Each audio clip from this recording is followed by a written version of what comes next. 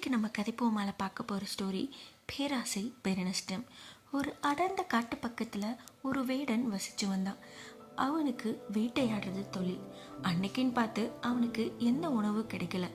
அப்போன்னு பார்த்து ஒரு அழகிய மான் கண்ணில் பட்டுச்சு. உடனே அதை வேட்டையாடினான். வேட்டையாடி கொண்டு செல்லும் வழியில் ஒரு பெரிய காட்டுப்பன்றியை பார்க்குறான். அவனுக்கு அந்த காட்டுப்பன்றியை பார்த்து பயம் இல்லை, வேட்டையாடணும்னு பேராசை மட்டும்தான் இருந்துச்சு. உடனே அதை வேட்டையாடவும் செஞ்சான். அப்போ அந்த காட்டுப்பன்றிக்கு பெரும் அளவுல காயம் அடைஞ்சு அந்த காயத்தின் பிரதிபலிப்பு கோபமா வெளிவந்து வேடனும் தாக்கப்பட்டார். தாக்கப்பட்டு 2 பேரும் அங்கேயே இறந்தும் போறாங்க. அப்போ அங்க வந்த நரி ரொம்ப பேராசனால நிறைய உணவு கிடைச்சிருச்சுன்னு அங்க இருந்த வில்லை எடுத்துச்சு.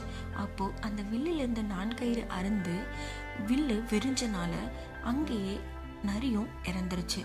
இந்த கதையிலேருந்து நம்ம தெரிஞ்சுக்கிறது என்னன்னா, வேடன் மானோட மட்டுமே போயிருந்தா இத்தனை உயிர்கள் இறந்திருக்காது.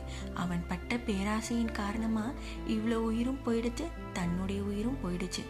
ஸோ எப்பவும் பேராசை பெருநஷ்டம்தான். நன்றி.